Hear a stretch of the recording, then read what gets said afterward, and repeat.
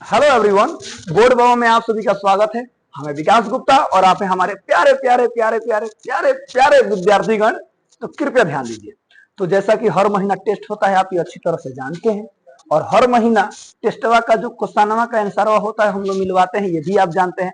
तो चलिए, जो सितंबर महीना में आप लोगों ने टेस्ट दिया है, तो सभी क्वेश्चन को ध्यान से एक एक क्वेश्चन को मिला लेते हैं। खूब बढ़िया से मिलाइएगा, ठीक है। आप सबका सब सही बनाए हैं, मुझे पता है।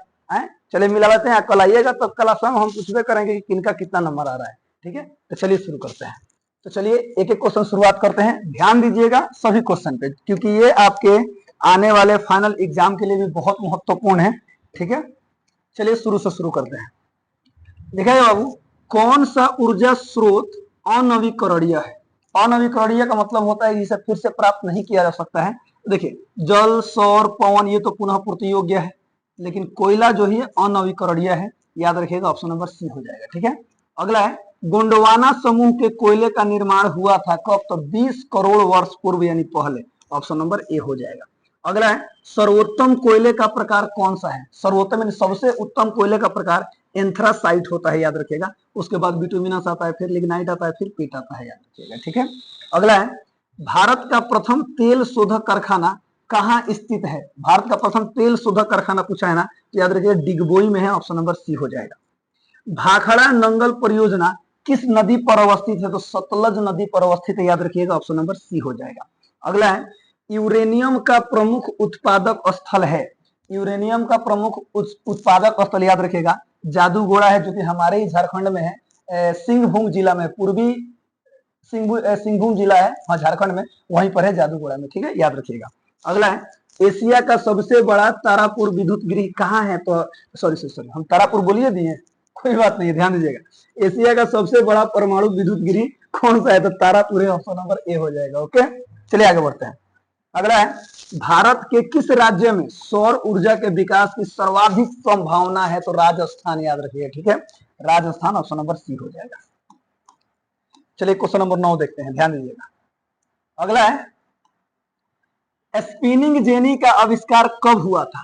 तो स्पिनिंग जेनी का आविष्कार 1770 में हुआ था, याद रखिएगा, जो कि जेम्स हारग्रीव्स ने किया था। ओके, चलिए ऑप्शन नंबर बी हो जाएगा। ये भी याद रखिएगा, जेम्स हारग्रीव्स ने किस किस मशीन का आविष्कार किया था? सबसे पहले स्पिनिंग जेनी का आविष्कार किया था। ओके, आगे बढ़ते हैं। सेफ्टी लैंप का आविष्कार किसने किया था? तो हम्फ्री डेवी ने किया था।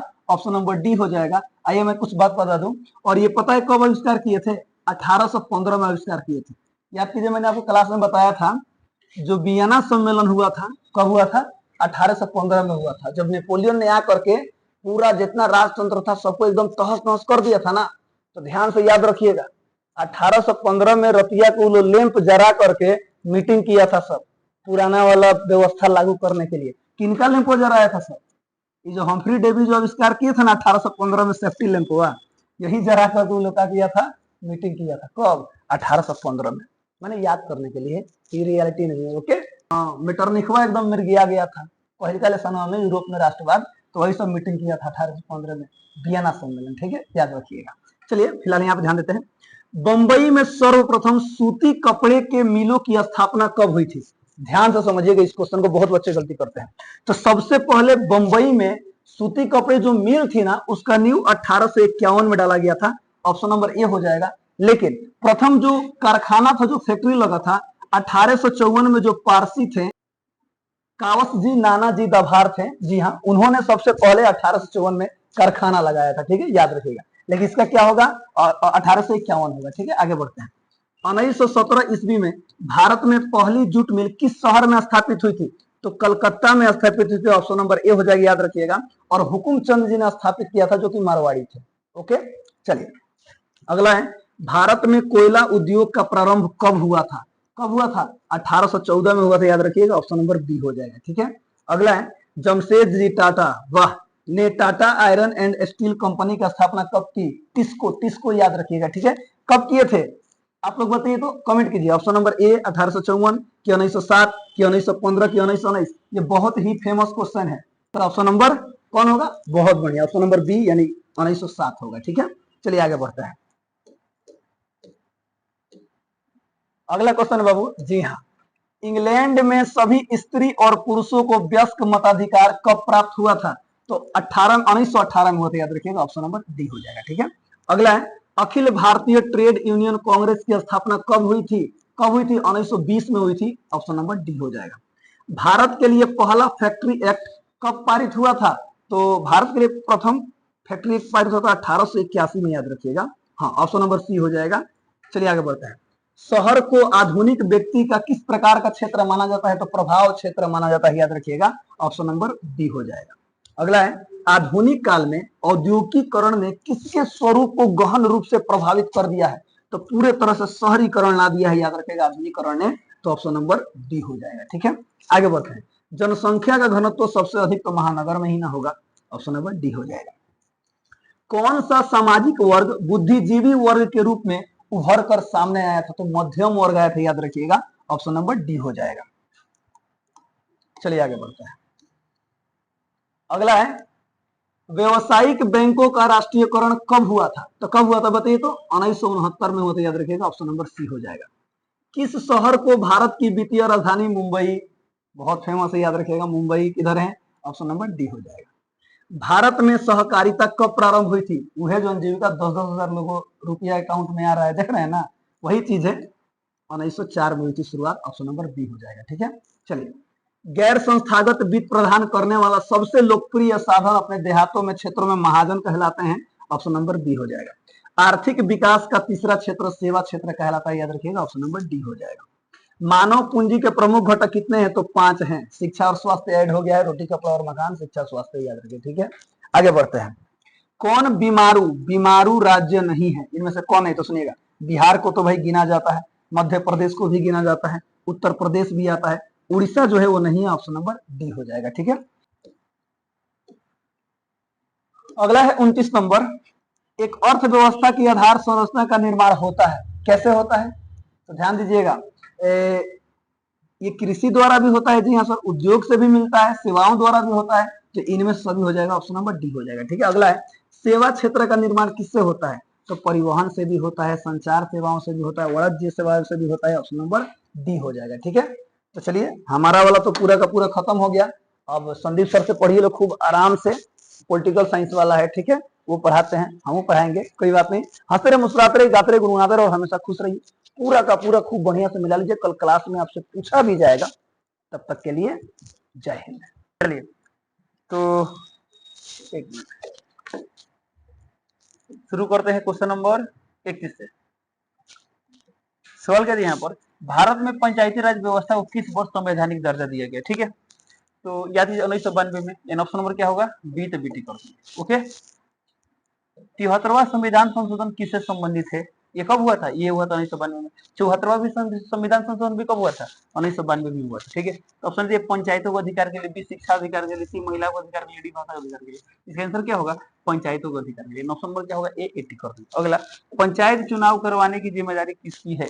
ऑप्शन ए केंद्र सरकार, बी राज्य चुनाव आयोग, सी ग्रामीण सचिव, डी मुख्यमंत्री। इसका आंसर क्या होगा? ऑप्शन नंबर बी, राज्य चुनाव आयोग। अगला क्वेश्चन, भारत में पहला नगर निगम कब स्थापित किया गया था? तो पहला नगर निगम कब स्थापित किया गया था?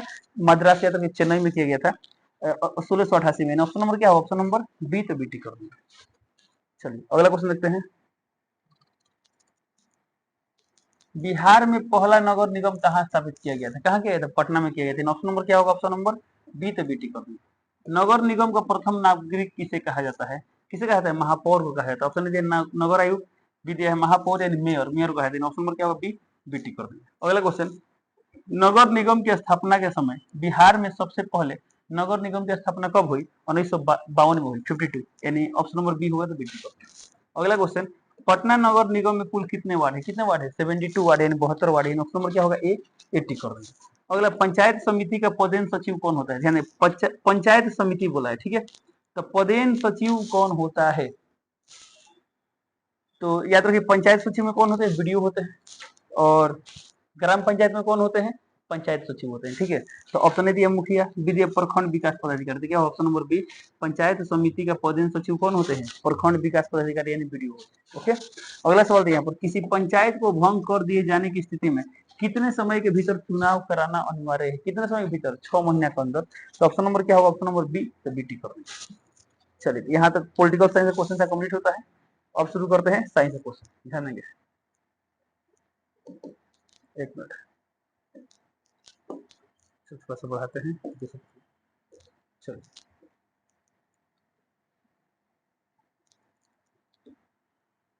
देखिए क्वेश्चन नंबर 41 दिया है, निम्न में किस लेंस की फोकस दूरी धनात्मक होती है? तो फोकस दूरी धनात्मक किसका होता है? उत्तल लेंस का होता है। ऑप्शन ए दिया उत्तल लेंस, बी दिया अवतल लेंस, सी दिया समतल अवतल लेंस नहीं। ऑप्शन नंबर क्या होगा? ए उत्तल लेंस। ठीक है, अगला क्वेश्चन, निम्नलिखित में से कौन उत्तल दर्पण की फोकस दूरी है जिसकी वक्रता 32 वक्रता त्रिज्या 32 सेंटीमीटर, यानी आर का मान दिया है 32 सेंटीमीटर। अब चूंकि अब आर प्लस में लेके माइनस में ले, तो कौन दर्पण है? उत्तल दर्पण था। उत्तल दर्पण का वक्रता त्रिज्या प्लस में होता है, हमें निकालना है फोकस दूरी। तो एक फॉर्मूला क्या होता है? r/2। तो r का मान 32 है, 32 बटा 2 यानी कितना आएगा? 16 सेंटीमीटर। तो ये भी किसमें आएगा? प्लस में आएगा। तो ऑप्शन ए दिया है 8 गलत, बी दिया है +8 गलत, सी दिया है 16, डी दिया है +16। तो दोनों तो ही नहीं है, कोई चीज नहीं तो क्या प्लस है। बट हो सकता है कहीं यहाँ पर क्या बोलते हैं मिस्टेक हुआ हो, माइनस छूट गया हो। ऑप्शन नंबर क्या टिक करेंगे? डी टिक करेंगे, +16 सेंटीमीटर। ओके, चलिए अगला क्वेश्चन लेते हैं यहाँ पर। प्रकाश के अपवर्तन में कितने नियम है? कितने नियम है? 2 नियम है। ऑप्शन नंबर क्या होगा? सी टिक कर देंगे। अगला क्वेश्चन यहाँ पर, तरंगदैर्ध्य को सामान्यतः किस रूप में व्यक्त किया जाता है? ऑप्शन ए जूल में, बी एंगस्ट्रॉम में, सी एम्पियर में, डी कैंडेला में। तरंगदैर्ध्य एक प्रकार का दूरी है, इसका SI मात्रक मीटर होता है। अब इसमें देखना दूरी का मात्रक कौन है, तो जूल तो ऊर्जा का मात्रक है, कैंसिल। एंगस्ट्रॉम है दूरी का मात्रक। एक एंगस्ट्रॉम में कितना मीटर होता है? 10 का पावर -10 मीटर होता है। ठीक है, इसलिए ऑप्शन नंबर क्या होगा? बी, तो बी टिक कर। एम्पियर धारा का मात्रक है, कैंडेला जो कि तीव्रता का मात्रक। ठीक है, अगला सवाल यहाँ पर, किसी लेंस द्वारा उत्पन्न आवर्धन के SI मात्रक। तो उत्पन्न आवर्धन, तो आवर्धन एक मात्रकहीन राशि है। तो ऑप्शन दिया मीटर नहीं, मिलीमीटर नहीं, सेंटीमीटर नहीं, यानी कोई मात्रक नहीं होता है। ऑप्शन नंबर क्या होगा? डी, तो डी टिक कर देंगे। अगला क्वेश्चन, उत्तल दर्पण की फोकस दूरी, उसकी वक्रता त्रिज्या का अनुपात क्या है? तो सिंपल सी बात है, फोकस दूरी वक्रता त्रिज्या का आधा होता है। तो फोकस दूरी और वक्रता त्रिज्या का अनुपात होगा 1/2, यानी ऑप्शन नंबर होगा बी, तो बी टिक कर देंगे। अगला, कांच के अवतल लेंस की वायु में शक्ति क्या होती है? तो अवतल लेंस दिया है, तो अवतल लेंस का वायु में शक्ति तो क्या होता है? ऋणात्मक होता है। अवतल लेंस का शक्ति क्या ऋणात्मक होता है। क्यों? क्योंकि फोकस दूरी माइनस में, तो पावर भी क्या होगा? माइनस में। पी का फॉर्मूला क्या होता है? 1/f होता है ना। ऑप्शन नंबर क्या होगा? बी, तो बी टिक कर देंगे। अगला क्वेश्चन, उपकरण जो विद्युत ऊर्जा को यांत्रिक ऊर्जा में बदलता है। तो विद्युत ऊर्जा को यांत्रिक ऊर्जा में बदलने वाले उपकरण को क्या बोलते हैं? विद्युत मोटर बोलते हैं। तो ऑप्शन ए दिया विद्युत मोटर, बी दिया जनरेटर, सी दिया जनरेटर विद्युत मोटर दोनों नहीं। ऑप्शन नंबर ए होगा। ठीक है, किलोवाट घंटा क्या है? ऑप्शन ए विद्युत धारा का मात्रक नहीं, विद्युत ऊर्जा का मात्रक जी बिल्कुल। ऑप्शन नंबर क्या होगा? बी, तो बी टिक करो। ठीक है, अगला क्वेश्चन देखते हैं। क्वेश्चन नंबर 50 है यहाँ पर, निम्न में से कौन वर्ण विक्षेपण प्रदर्शित करता है? ठीक है, ऑप्शन ए दिया है समतल दर्पण, बी दिया है गोलीय दर्पण, सी दिया है कांच के ऊपर, डी दिया है प्रिज्म। क्या होगा? ऑप्शन नंबर डी, प्रिज्म होगा। प्रिज्म क्या करता है? वर्ण विक्षेपण प्रदर्शित करता है। अगला सवाल, 100 वाट 220 वोल्ट का बल्ब 100 वोल्ट आपूर्ति से जोड़ा गया, इसमें धारा का मान क्या होगा? ठीक है, ध्यान देंगे, ये है बल्ब का अनुमानता। इसका मतलब क्या होता है?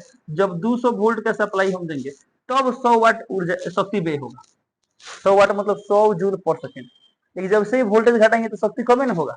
तो कैसे बनाते हैं? तो यदि आपको देखिए फॉर्मूला याद है तो अच्छी बात है, और नहीं याद है तब निकाल सकते हैं। ठीक है, चलिए एक बार निकालते हैं।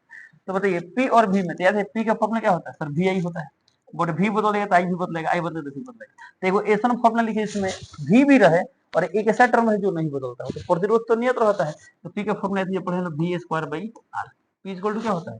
We square by R. इसमें क्या होगा? तो आर का मान हमेशा नियत रहेगा, चाहे वी बढ़ाइए चाहे घटाइए, वोल्टेज बढ़ाइए चाहे घटाइए। वोल्टेज बढ़ाने से धारा बढ़ता है, वोल्टेज घटाने से धारा घटता है, लेकिन प्रतिरोध कभी नहीं चेंज होता है। ठीक है, अब बताइए यदि हम इसको P1 लेते हैं, V1 होगा, तो समीकरण नंबर 1। अब मैं यहाँ P2 लेते, P2 का फॉर्मूला क्या होगा? V2 square by are. Are तो नियत रहेगा, आर तो कभी चेंज होगा नहीं। समीकरण नंबर 2, यदि हम 1 और 2 को भाग करते तो क्या मिलेगा? तो P1 बाई P2, इसको जब भाग करेंगे तो आर आर कैंसिल होगा, तो क्या आएगा? V1 बाई V2 का होल स्क्वायर। ओके, अब इस फॉर्मूला से बना सकते हैं। कैसे? देखिए, जब पावर दिया है 100 वाट तो वोल्टेज दिया है 200 वोल्ट, यानी इसका मान क्या होगा? P1 का मान दिया है 100 वाट, तो V1 का मान कितना दिया है? 200 वोल्ट, और यहाँ पर V2 का मान दिया है 100 वोल्ट, तो बोला है P2 का मान क्या होगा? अच्छा एक मिनट, इसमें धारा क्या होगा? धारा पूछ दिया कि ना, कोई बात नहीं, बहुत तरीका है बनाने का। अब यहाँ से पावर निकालेंगे तो धारा निकाल सकते हैं। तो एक और तरीका है, भी दिया है, आप प्रतिरोध निकाल ले तो वो धारा निकाल सकते हैं। ठीक है, चलिए इसे भी बनाते हैं उससे भी बनाते हैं। तो मान यदि इससे हम निकाले भी तो क्या आएगा? बताइए, तो P1 का मान दिया है 100, देखिए 100 तो 100, अब बटा P2 का मान नहीं पता रहने देते हैं। V1 का मान कितना दिया है? 200 वोल्ट, तो 200।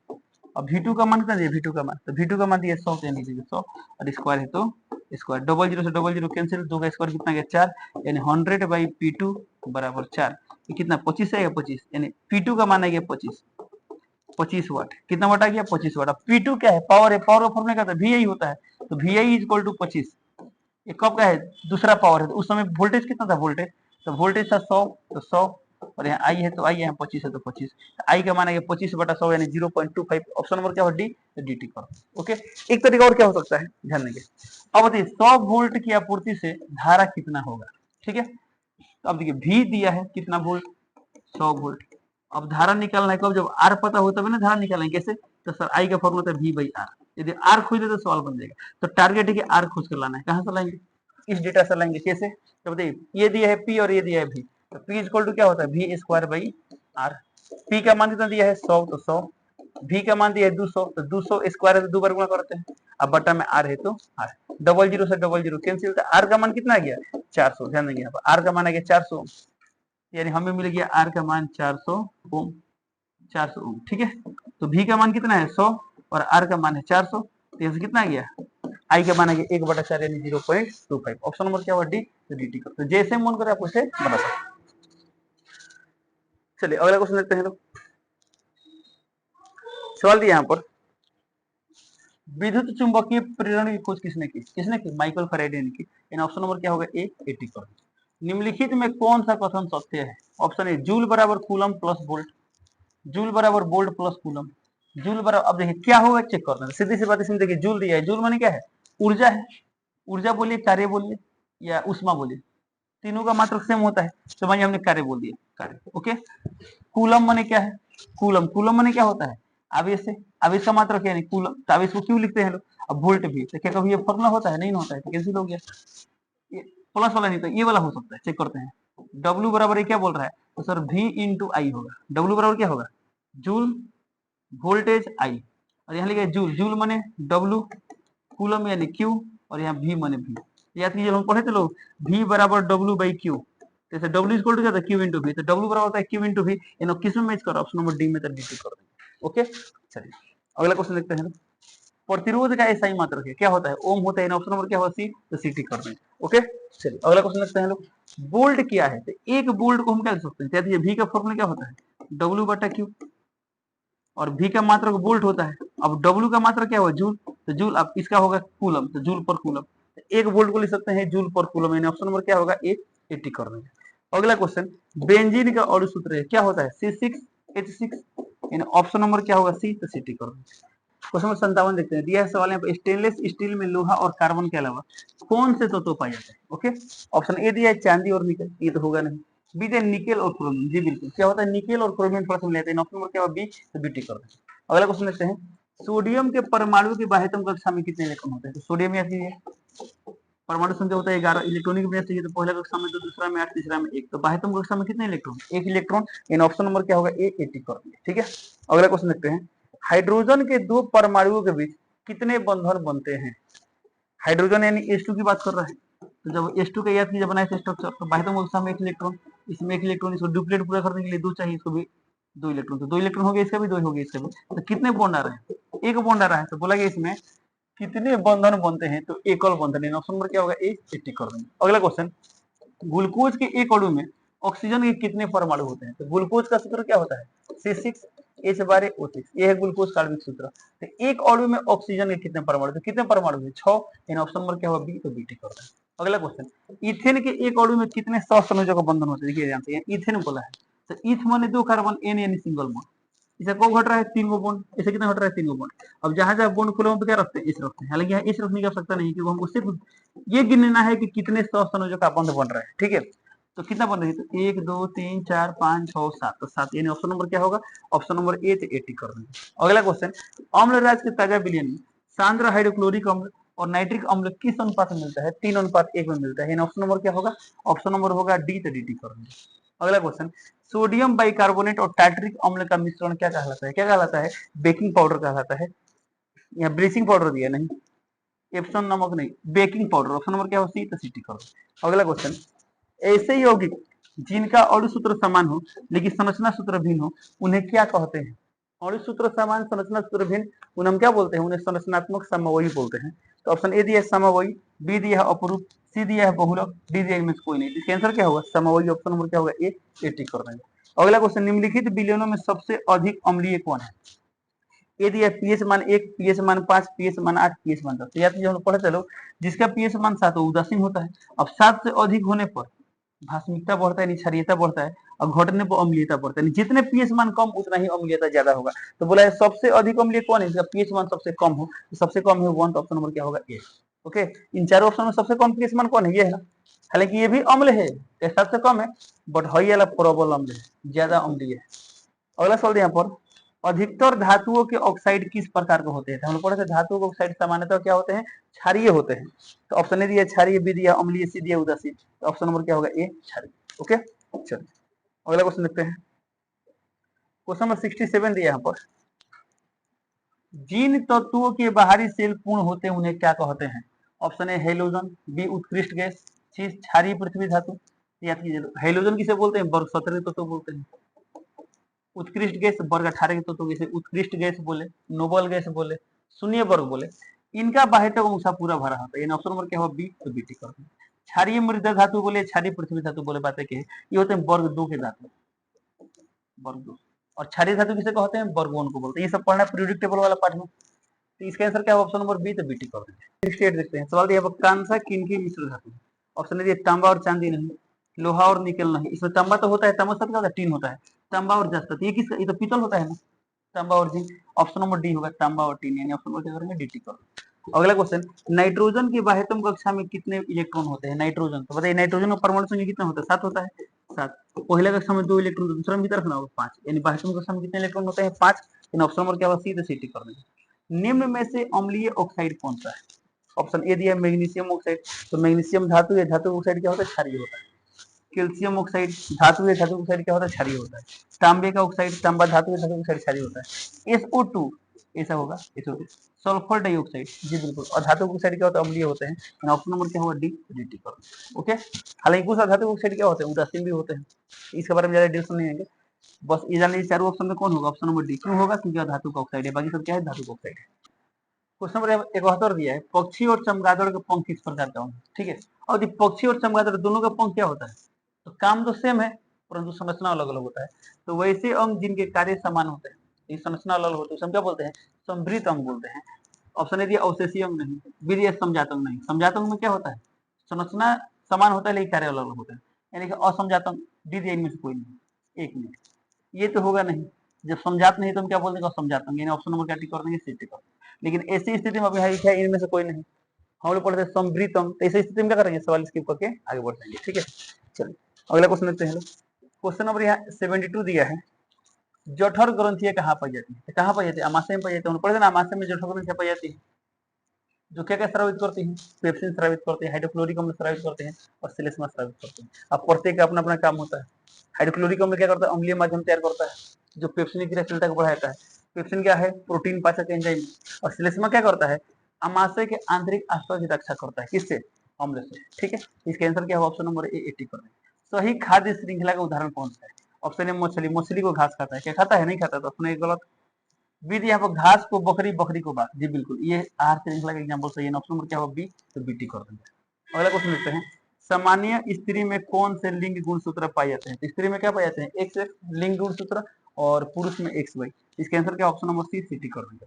दो तंत्रिका कोशिकाओं के बीच का स्थान क्या कहलाता है? क्या कहलाता है? सिनेप्स कहलाता है। इन ऑप्शन नंबर क्या होगा? बी, तो बीटी कर देंगे। पौधों का उत्सर्जी पदार्थ कौन सा है? यूरिक अम्ल, यूरिया, लेटेक्स, अमोनिया। इसके आंसर क्या? Option number C, latex.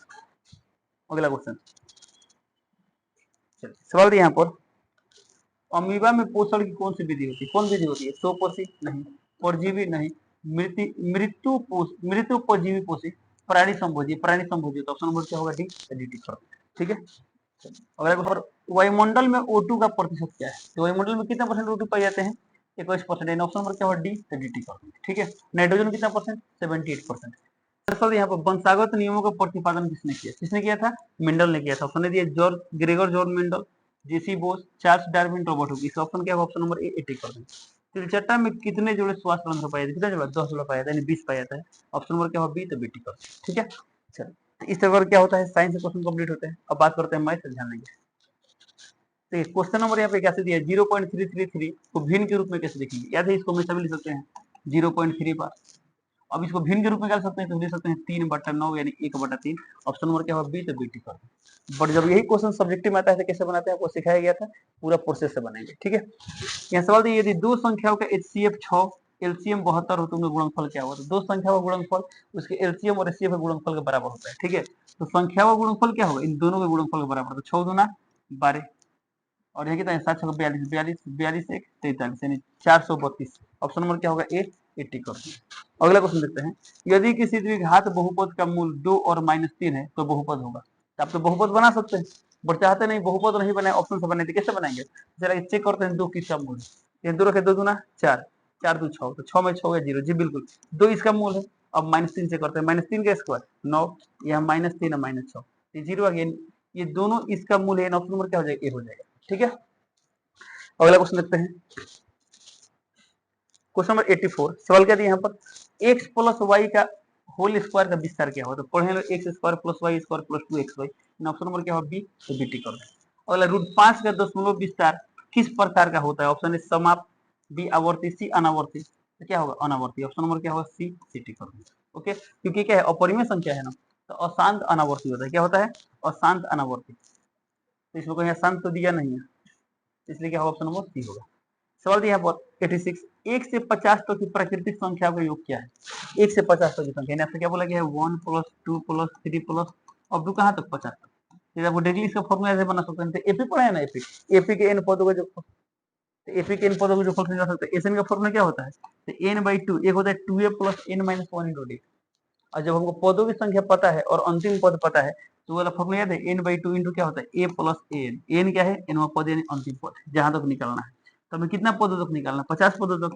तो इस 50 का मान क्या होगा 50/2 इंटू a का मान 1 और n का मान है 50, तो 50 1 51 तो हो जाएगा 50/2 यानी कितना 25 हो जाएगा। देखिए कटाएंगे कितना आएगा 25, तो 25 इंटू है कितना आएगा 51, तो 51 25 से कम 25 के 5 8 सिंधु 25 5 125 125 है 2 127 यानी 1275। ऑप्शन नंबर क्या होगा, ऑप्शन नंबर होगा ए 80 पर। ओके, अगला सवाल यहाँ पर 7 का पहाड़ा किस प्रकार से श्रेणी। 7 का पहाड़ा माने 7 से कम 7 7 दूना 14 7 3 21 चलते रहेगा। ये क्या है एपी ही ना है, सारा मंत्र हमेशा 7 है। तो ऑप्शन है अंगगणितीय श्रेणी, ज्यामितीय श्रेणी, मिश्रित श्रेणी, क्रमिक श्रेणी।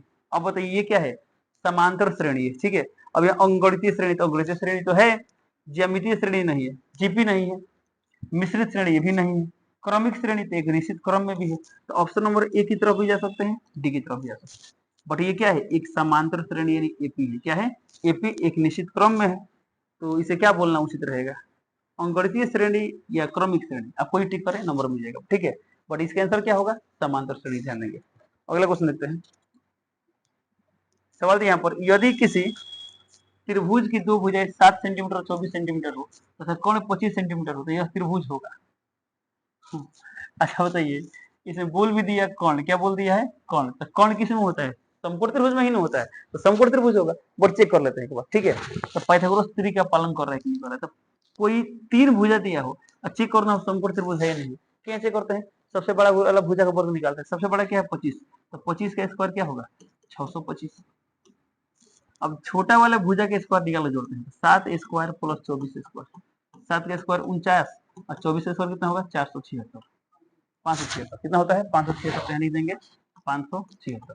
जुड़े कितना है 915 5 7 4 11 11 के 12 के 2 हाथ से 5 6, ये दोनों बराबर है, इसका मतलब क्या होगा समकोण त्रिभुज होगा। ऑप्शन नंबर क्या होगा सी, तो सी टिक कर देंगे। अगला question sine square theta plus cos square theta क्या होता है 1 होता है, इन ऑप्शन नंबर बी, तो बी टिक कर देंगे। 10 45 डिग्री का मान क्या होता है 1, इन ऑप्शन नंबर बी, तो बी टिक कर देंगे। दो पासे फेंकने पर योग 7 आने की प्रायिकता क्या होगी।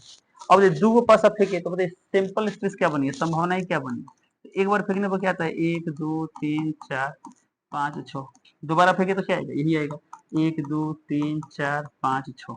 क्रॉस प्रोडक्ट सिखाया गया था हम लोग का, डिवीजन प्रोडक्ट, इसे 1 1 1 2 1 3 1 4 1 5 यानी इसमें 36 को पेयर बनेगा, ठीक है। तो अब देखिए ये तो हो गया सिंपल स्ट्रेस, हमें क्या बोला गया है 7 आने की प्रायिकता, जो फल 7 है। अब बताइए क्या एक के साथ कोई पेयर बने जो 7 दे दे, बिल्कुल वो होगा 1 का मान 6।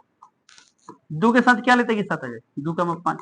इधर 3 के साथ क्या ले सकते हैं 4, 4 के साथ 3, 5 के साथ 2, 6 के साथ 1, और कोई पॉसिबिलिटी नहीं है, ठीक है।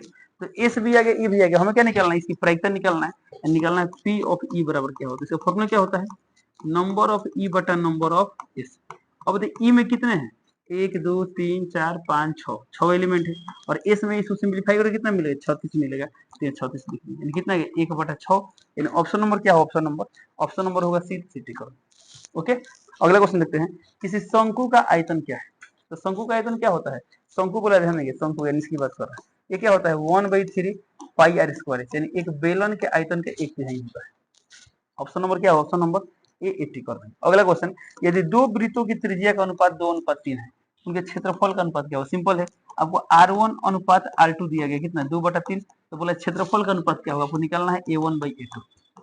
तो ए का फॉर्मूला क्या था, पाई आर स्क्वायर, तो पाई R1 स्क्वायर, A2 क्या हो जाएगा, पाई R2 स्क्वायर, एक पाई पाई खत्म, इसे लिख सकते हैं R1/R2 का होल स्क्वायर। तब देखिए इसमें R1 R/R2 का मान दिया 2/3, हो जाएगा 2/3, और स्क्वायर है तो स्क्वायर, तो कितना हो जाएगा 4/9, यानी 4:9। ऑप्शन क्या होगा, ऑप्शन नंबर सी, तो सी का। ओके, चलिए अगला क्वेश्चन देखते हैं, क्वेश्चन नंबर 94। सवाल क्या है यहाँ पर, सवाल यहाँ पर किसी वर्ग का क्षेत्रफल इतना है, उसकी भुजा होगी।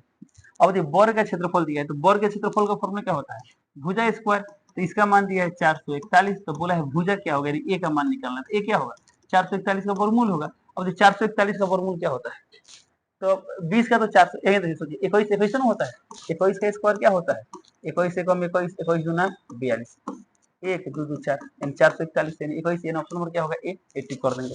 अगला क्वेश्चन, किसी गोले का आयतन निकालने का सूत्र है, तो गोले का आयतन का फॉर्मूला क्या होता है, 4/3 पाई आर क्यूब, ऑप्शन नंबर क्या होगा ए 80 कर देंगे। अगला, यदि किसी वृत्त की त्रिज्या 7 सेंटीमीटर है, तो क्षेत्रफल क्या होगा, क्षेत्रफल क्या होगा, अच्छा यानी क्वेश्चन में दिया है पाई बराबर 22/7, ठीक है। अब देखिए त्रिज्या दिया है 7, तो क्षेत्रफल निकालना है, सिंपल है, क्षेत्रफल का फॉर्मूला क्या होता है पाई आर स्क्वायर, क्योंकि क्या दिया है, वृत्त दिया है ना, अब पाई का मान होता है 22/7, और आर का मान दिया है 7, तो 7 × 7, 7 7 कैंसिल, कितना आ गया 7 × 14, 7 × 14 15, यानी 154 सेंटीमीटर स्क्वायर। ऑप्शन नंबर क्या होगा ए 80 कर देंगे। अगला 12 और 18 के एलसीएम क्या होगा, ठीक है, चलिए इसको देख के बता सकते हैं लोग, तो सिखाया गया था आप लोग। सबसे पहले बात, अब बड़ा संख्या देखिए, क्या ये वाला 12 से कटेगा, नहीं कटेगा ना, नहीं कटेगा, इसको बढ़ाइए, डबल कीजिए, 18 दूना 36, क्या ये 12 से कट जाएगा, कट जाएगा, इसका आंसर होगा 36। ऑप्शन नंबर क्या होगा ए 80 कर देंगे। अगला क्वेश्चन, यदि ए बराबर इतना, बी बराबर इतना हो, तो ए बी की लंबाई क्या होगी, ए और बी के बीच दूरी निकालना है, तो दूरी सूत्र के अनुसार क्या होता है, अंडर रूट x2 - x1 का स्क्वायर, तो 4 में से 2 गया 2, और 2 का स्क्वायर क्या होगा 4, y2 - y1, 7 में से 3 गया 4, 4 का स्क्वायर क्या होगा 16, और 16 4 क्या होगा 20, तो ऑप्शन नंबर क्या होगा सी, अंडर रूट।